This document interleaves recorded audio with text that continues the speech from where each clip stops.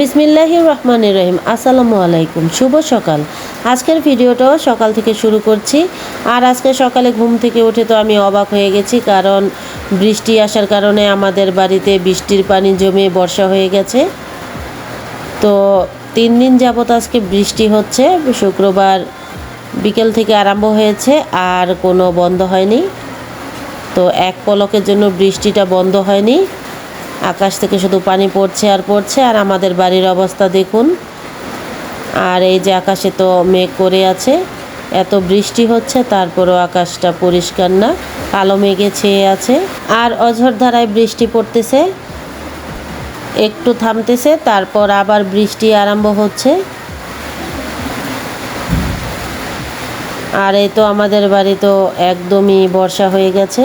তারপর তো আমি রান্নাঘরে চলে গেলাম, আর রান্না করে ফেলেছিলাম নুডলস আর চা। এখন তো সিম্মি দিয়ে আসবে ওর ছোট চাচির ঘরে, মানে তুবাদের ঘরে। রুমিকেও দিয়ে এসেছে, তো চলে যাচ্ছে। এই টিপ টিপ বৃষ্টি পড়তেছে এর মধ্যে। আর এই তো বাচ্চাদের তো স্কুল নেই, 2 দিন যাবত স্কুলে যেতে পারছে না এই বৃষ্টির কারণে। তো এখন ওরা নুডলস খেয়ে নিচ্ছে। তুবাও এসেছে, তো বসে ওরা নুডলস খেয়ে নিচ্ছে। আর আমি তো বসে পড়েছি চা নিয়ে। আমি এখন চা খাবো। ওদের জন্য নুডলস রান্না করেছি, ওরা নুডলস খাবে আর আমি তো চা খাবো। তো এখন চা খেয়ে নিচ্ছি। বাইরে তো বৃষ্টি পড়তেছে, টাপড় টুপুর বৃষ্টি, আর আমি ঘরের মধ্যে চা খাচ্ছি। তো এই 3 দিন যাবৎ বৃষ্টি আসার কারণে তো একটু ঠান্ডা ঠান্ডা ওয়েদার, আর তার মধ্যে গরম গরম 1 কাপ চা, খুবই ভালো লাগছিল। আর আমাদের বাড়ির উঠানটা তো পানিতে ভরে গেছে, দেখেছেন আপনারা। তার মধ্যে চলে এসেছে একটি সাপ, ওই তো দেখা যাচ্ছে একটু। এই যে আমাদের ঘরে উঠতে চেষ্টা করছিল এই সাপটি। এই বৃষ্টির পানি জমি থেকে আমাদের বাড়িতে তো বর্ষা হয়ে গেছে, আর তার মধ্যে সারা উঠান এই সাপটি খেলা করছিল। তো আমাদের বাড়ির বাচ্চাগুলিও ভয় পাচ্ছিল, আর আমরাও ভয় পাচ্ছিলাম, কারণ সাপ তো সাপই, বিষ থাক আর নাই থাক। তো খুবই ভয় পাচ্ছিলাম আমরা। আর এই তো ওরা কি করবে বৃষ্টির মধ্যে বাচ্চাগুলি। তো শেফামণি এখানে গাড়ি চালাচ্ছে, ও তো গাড়ি দিয়ে খেলা করতেছে। আর সারামণি আর সিম্মি তো এখানে খেলা করছে। দেখুন, সারামণি একটি কাপড় পরেছে, সিম্মি কাপড় পরিয়ে হিজাব পরিয়ে দিয়েছে। তো এখন ওরাও খেলতেছে। ওরা সবাই ঘরে এখন খেলতেছে, কারণ স্কুলে তো যেতে পারছে না এই বৃষ্টির কারণে। স্কুল টোটালি বন্ধ। এই তো দেখুন, সারামণিকে খুব সুন্দর লাগছিল কাপড় পরে। তারপর তো আমি রান্নাঘরে চলে এসেছি। আর আজকে রান্না করব মুরগির গোস্ত। এখানে বড় যে শক্ত মুরগিগুলো হয়, আমরা খাসি মুরগি বলে থাকি। তো এই খাসি মুরগি আর হচ্ছে ভাত। আজকে এই ভাত তো বসিয়ে দিয়েছি, আর মশলাটাও এখানে কষিয়ে নিয়েছি। এবার এর মধ্যে মুরগি গোস্তটা দিয়ে দিব। আর এই মুরগির গোস্তটা আমি আলু দিয়ে ভুনা করব। তো এখন মশলাটা ভালোভাবে কষানো হয়ে গেছে। এর মধ্যে এবার দিয়ে দিব মুরগির গোস্তগুলি। তো ভালোভাবে কষিয়ে নিব। আর এই গোস্তটা কিন্তু অনেক শক্ত হয়, খেতে খুবই ভালো লাগে। আর এখন এই গোস্তটা তো ভালোভাবে এই মশলার সাথে মিশিয়ে নিব, নেড়ে চেড়ে ভালোভাবে মিশিয়ে নিব। আর এর মধ্যে থেকে তো পানি বের হবে।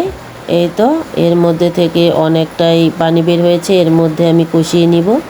তো এখন ভালোভাবে কষিয়ে নিচ্ছি, নেড়ে চেড়ে উল্টিয়ে পাল্টিয়ে খুব ভালোভাবে কষিয়ে নিচ্ছি। আর খুব সুন্দর একটি ঘ্রাণ বের হয়েছে এই কষানো গোস্তটার থেকে। তারপর এই কষানো মাংসের মধ্যে কয়েকটা আলু দিয়ে নিয়েছিলাম আমি। তারপর এবার ভালোভাবে কষিয়ে নিচ্ছি আলু দিয়ে। তো এখানে কষানোটাও হয়ে গেছে। আমি ভিডিওটা করিনি, একটু একটু ভিডিও করেছিলাম। তো এবার এর মধ্যে দিয়ে দিব পরিমাণ মতো পানি, যাতে মুরগির গোস্তটা সিদ্ধ হয়ে যায়। এই পরিমাণে পানিটা দিয়ে ঢেকে দিব। তারপর তো ভালোভাবে একটু মিশিয়ে নিলাম। আর এই তো ঢেকে দিয়ে আমি একটু চলে গিয়েছি দেখার জন্য সারামণি কোথায়। তো এই যে দেখুন, বৃষ্টির মধ্যে শুধু এই ঘর থেকে এই ঘর আর এই ঘর থেকে ওই ঘর যাচ্ছে। সারামণি চলে গেছে তুবাদের ঘরে, দেখুন দুষ্টুমি করতেছে আমি ওকে ডাকছি বলে। ও বলতেছে আমি যাব না। আর প্রচণ্ড বৃষ্টি নেমে গেছে দুপুরের সময়। আর এই যে মোনাজাত ধরছে, যাতে বৃষ্টি না যায় তার জন্য। অনেক দুষ্ট হয়ে গেছে। তারপর তো আবার চলে আসলাম রান্নাঘরে। আর এই দেখুন আমার তো মুরগির গোস্তটা রান্না হয়ে এসেছে। তো আমি এখন একটু ভাজা জিরা গুঁড়ো দিয়ে দিলাম। তারপর এবার ভালোভাবে একটু মিশিয়ে নিব। ভাজা জিরা গুঁড়া দেওয়ার পরে তো এখন একটু মিশিয়ে আর একটু জাল করে নিব। আর এই তো হয়ে গেল আমার আলু দিয়ে মুরগির গোস্তের ভুনা। তো আমি এখন আলু দিয়ে মুরগির গোস্তটা কষিয়ে নিয়েছি, মানে কষা ভুনা করে নিয়েছি।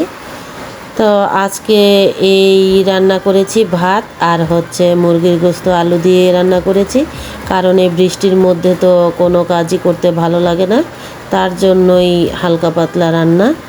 তো আমি এক রকমের তরকারি রান্না করেছি, কিন্তু এক রকমের তরকারি দিয়ে ভাত খাইনি, দেখাবো আপনাদের। তারপরে তো আবার একটু ভিডিও করলাম। দেখুন এত বৃষ্টি আসতেছে, এত বৃষ্টি আসতেছে, তারপরেও আকাশের মধ্যে মেঘ রয়ে গিয়েছে, একটুও পরিষ্কার হয়নি, শুধু বৃষ্টি আর বৃষ্টি। আর আমাদের বাড়ির এই করুণ অবস্থা। তারপরে তো গোসল করে নামাজ পড়ে চলে এসেছি। আর তুবাও দিয়ে গেছে তরকারি। দেখুন এখানে আছে গাটি ভর্তা আর আছে এখানে মুরগির গোস্ত। তুবাদের ঘর থেকেও মুরগির গোস্ত দিয়ে গেছে। আর এই তো ভাত খেতে বসে পড়েছে সারামণি। তো সারামণির জন্য এখানে ভাত আর গোস্ত নেওয়া হয়েছে। আর এই দেখুন আমি তো এক রকমের তরকারি রান্না করেছিলাম, কিন্তু ভাত খেয়েছি 4 রকমের তরকারি দিয়ে। আমার শাশুড়ি মা তো ইলিশ মাছ দিয়েছিল, আর তুবাদের ঘরে 2 রকমের তরকারি। আর আমার তরকারি তো এখন সিমিও খেয়ে নিচ্ছে।